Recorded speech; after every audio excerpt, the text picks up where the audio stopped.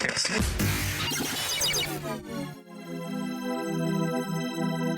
demystify what goes on behind the therapy room door. Join us on this voyage of discovery and co-creative conversations. This is the Therapy Show, Behind Closed Doors podcast, with Bob Cooke and Jacci Jones. So, welcome back to the next episode of the Therapy Show Behind Closed Doors with the wonderful Mr. Bob Cooke and myself, Jacci Jones. And what we're going to be looking at in this episode is psychotherapists and counsellors need to promote kindness in the therapy room. We should promote kindness in every room, really. I couldn't agree more. This is the 190th podcast, isn't it? It is, yeah. Yeah. I only remember that because you said 199 last time. Absolutely. I thought that was a lot. So I remember we doing the 190th. I'm very proud to have this title as the 190th, not just the huge number of years that shows we've been doing them, but because kindness for me is a value that I really applaud and promote. Not only in the psychotherapy room, but in life generally, and also as a top value that I encourage my daughter to follow in life. So which is probably what prompted the title of this podcast, actually. But wouldn't it be wonderful? Wouldn't it be wonderful? Oh, we're talking about therapists, but I think many other people, of course. But it would be wonderful if kindness became the template for the therapist's attitude and action. Yeah, absolutely. I think kindness can be misinterpreted a lot of the time. Oh, say more. Well, it's kind of like, I don't know, kindness can be misinterpreted as a weakness or vulnerability or whatever. If you're just a kind person, you know, again, maybe this is my parental interject, that you'll get abused or used if you're a kind person, you're a pushover. Do you mean that, are you putting kindness in the sort of era of the snowflake generation then? Yeah, possibly. There's nothing wrong with that. I'm just interested. Yeah, I don't know. It's like, people could take advantage of you because you're a kind person. You don't want to upset people. You don't like conflict. All those sort of thoughts are around it. Oh, right. Okay. So we are on a different ballpark a bit. I don't see that you can't address conflict, and you can't, I forget what the other thing you said. I think kindness, you can be kind and still confront people. You can be kind and still be challenging to people. You can be kind, so I would just want to say that, because I think where you're putting it together, and I understand, by the way, this somehow kindness is seen as being soft. Yeah. Rather than, strong or something like that. Yes. Yeah. I understand where you're coming from. I don't see it that way. And you're right. I think somewhere along that line, if people haven't had an upbringing where kindness is seen as a value of importance, or they've had an upbringing where kindness wasn't there, what there was perhaps some levels of toxicity or barrenness or lack of strokes, or in fact some other type of process, they might not even see kindness at all in the way that they relate. So love kindness. It's really important to me as a person. Do you know what I mean? Is to be kind. And it's like, was it I don't know whether it was a little skunk or something in Bambi that said, if you ain't got nothing nice to say, don't say nothing at all. That sort of a thing. I think we're often too, it's easy for us to be critical of other people. Well, if you've had a parenthood, where stoicness or being strong is in the place of, say, kindness or compassion, then I understand exactly what you've just said. Yeah. And in fact, again, somebody with that type of background would find it confusing to even accept kindness. Yeah, see, that's another whole big ball game. Do you know what I mean? Accepting kindness can be a big thing for a lot of people. Being kind to other people and helping other people, but when you're accepting it, that can be quite difficult for some. Very much so. Yeah. See, if you talk about kindness, you're talking about accounting for the other person. Mm-hmm. You're talking about a movement away from your own ego, Yeah. probably. You're talking about positive strokes. You're talking about compassion. You're talking about all the things which therapists need to applaud. And you are correct. If the clients haven't had that, then it may be difficult to take kind attitudes or kindness on from the therapist. So the therapy room is a really good place to be using kindness. Do you know what I mean? To model kindness and how that should be in a relationship. Or not. Yes, yes, You're saying or not. yeah. So there we are. What you're starting to address is the other part of this podcast title, that if a client has had a history where kindness has not been part of the equation, but things like strict discipline, being stoic, many of those things that we've just been talking about are in place of kindness, then therapy is going to be more challenging if you're going to bring kindness into it. It needs to be done quite slowly with great patience. Yeah, because it can feel vulnerable to some people.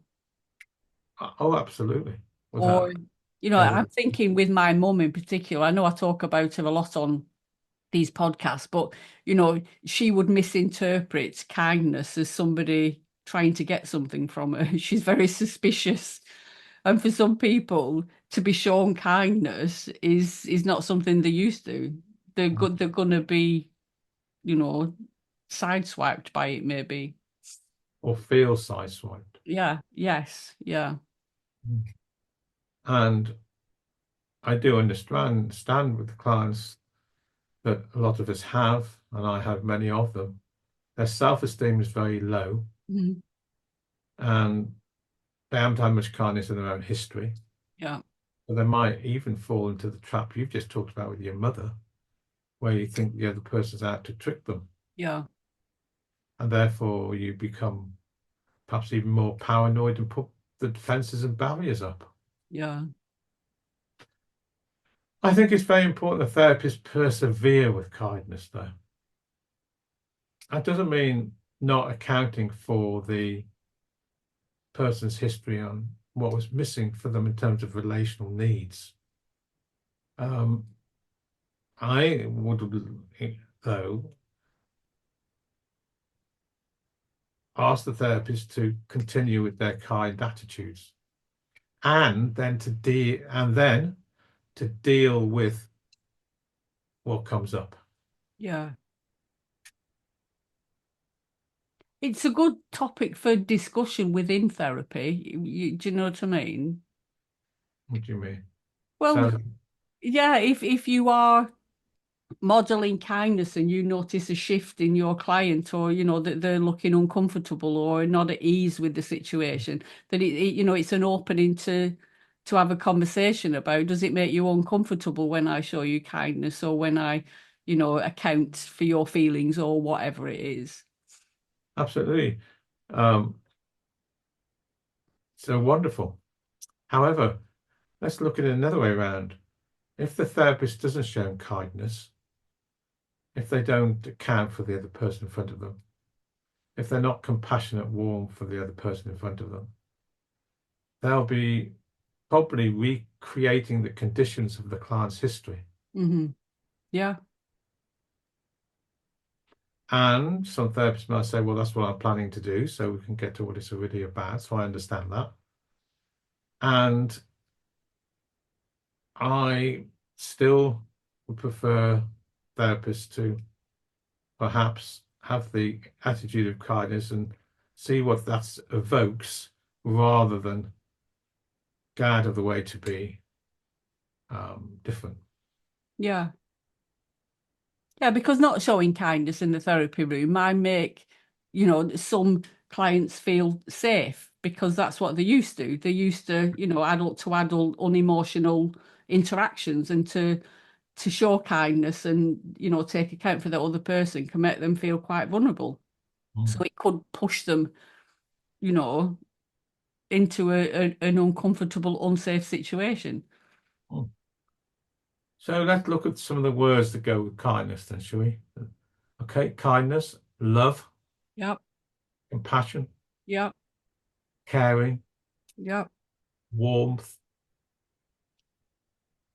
As I say it, they are usually all the attitudes that clients with lack of self-esteem, negative self-hatred, intrusive thoughts haven't witnessed. Yeah. Because kindness for me as well, a big part of that is around self-care and being kind with ourselves, as well as us being kind towards the client and the people around us. I think it's really important that we show kindness and compassion and love and warmth and all those things that you're talking about to ourselves. And examples of that would be, I was thinking of the therapy room. I'm not talking about outside therapy. In the therapy room, just to be mindful of your own thoughts and feelings in that room and taking care of yourself, maybe not in the therapy room, but outside of the therapy room.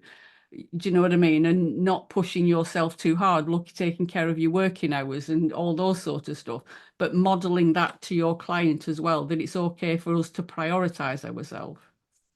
I think you're hitting on a really important part of modeling, and in terms of teaching the clients how to be different. Yeah. A model of self-care for yourself. Yeah. But that comes under the banner of kindness to me, being kind to ourselves as well as other people. And that can be a big gap for a lot of people. We can be kind to others, we can show kindness and compassion and be thoughtful and everything for, the other. But can we actually do that to ourselves, and how does it feel when we do that?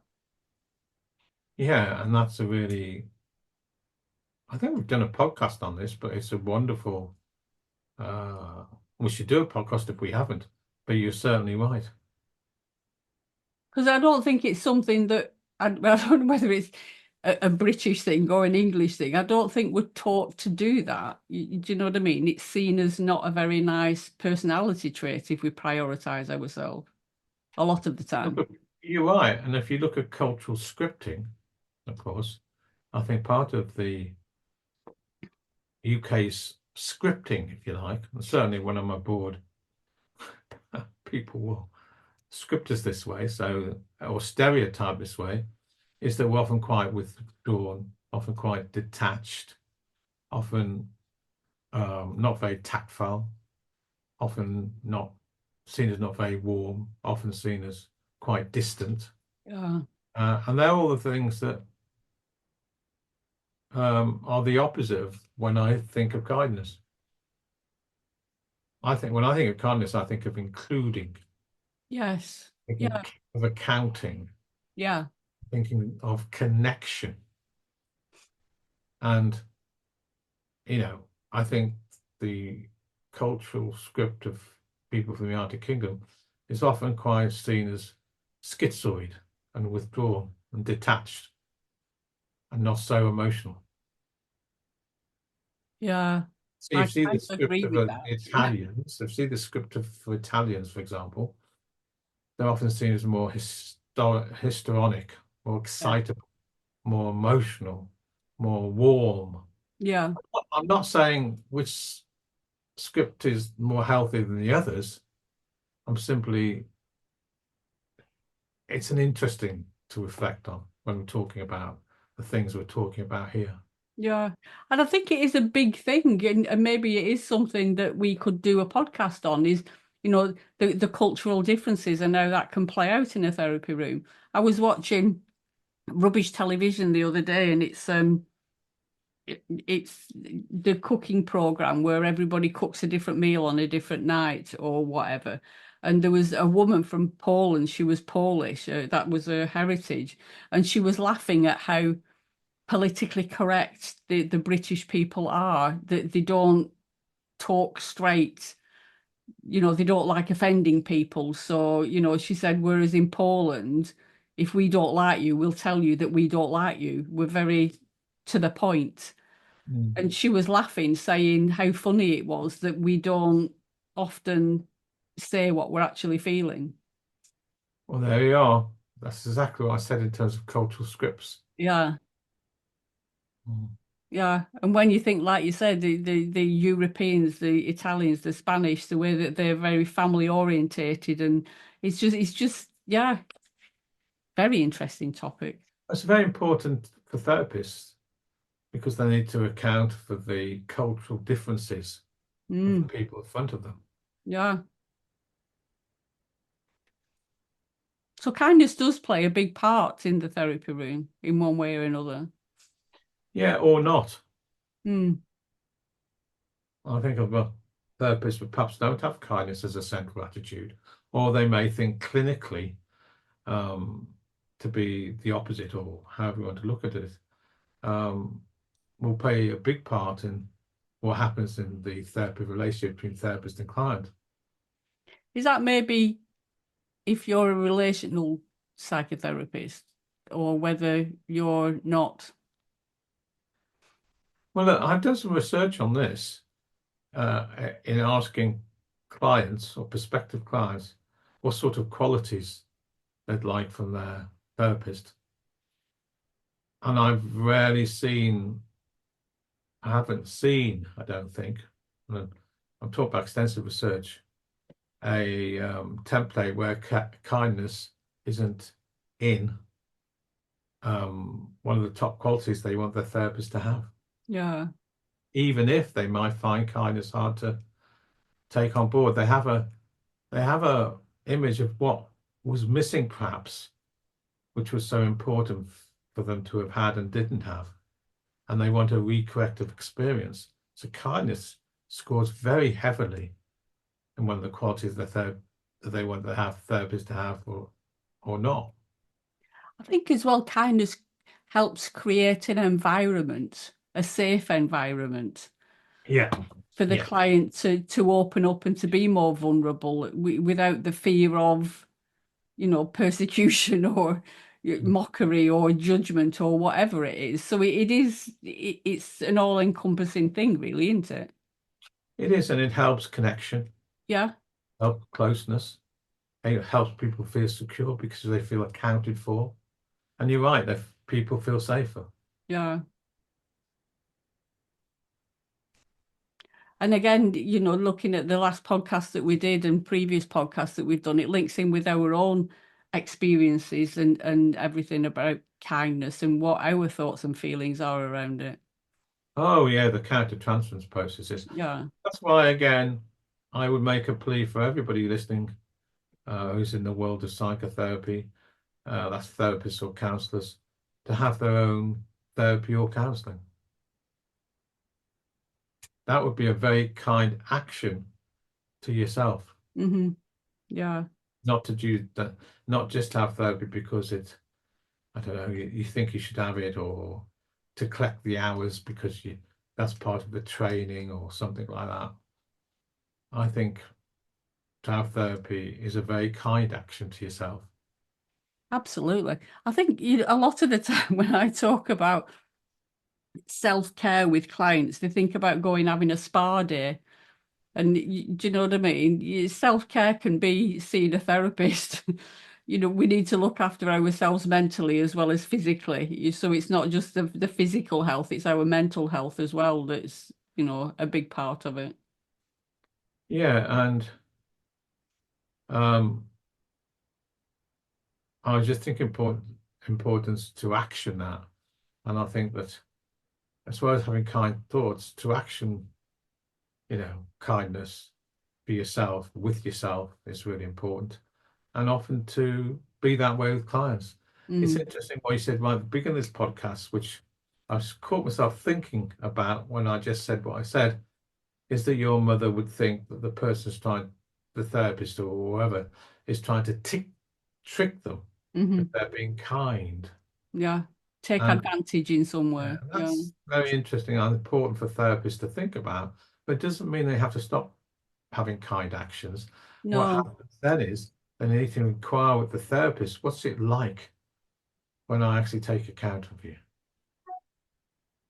So they need to follow it through. Not do it. Yes, yeah, 100%. Yeah. Because again, it's another opportunity for exploration in the therapy room. And it would be a kind action, wouldn't it? Yeah. Yeah. I love being kind. I can remember once, I don't know whether it was something that I read on Facebook or whatever it was, but there was something about do something kind today. And I was going through McDonald's, it must have been 4 or 5 years ago, and I paid for the person behind me's meal going through the drive-through. Oh. And I got such a lovely feeling from doing that. Yeah. So, it's about paying it forward sometimes. And when we do show kindness to others, we feel good about ourselves as well. Yeah, karma comes round. Absolutely. Yeah. Good and bad. Good and bad. Yeah. What a wonderful topic, Bob. So what we're going to be looking at next time is 5 values that underpin a successful psychotherapy outcome. Wow. It feels a bit heavy, that one. Well, no, I wasn't thinking of that. I was thinking, that I can think of many more than 5, but we will probably do more than 5. Well, yeah, that's to be a very important and interesting podcast. Yeah, no, another wonderful topic, Bob. So until next time. Till next time, and I'm passing on my kind thoughts to you. I was just about to say, be kind to yourself, Bob, until I see you again. They We're sort of both go thinking together the then. same way. So I'll say to all the listeners listening and maybe even watching, have a good week. I think warm wishes to you all, and take care, especially as the weather starts to get colder. Absolutely. Yeah. Until next time, Bob. Thank you. Thank you. You've been listening to The Therapy Show, Behind Closed Doors podcast. We hope you enjoyed the show. Don't forget to subscribe and leave us a review. We'll be back next week with another episode.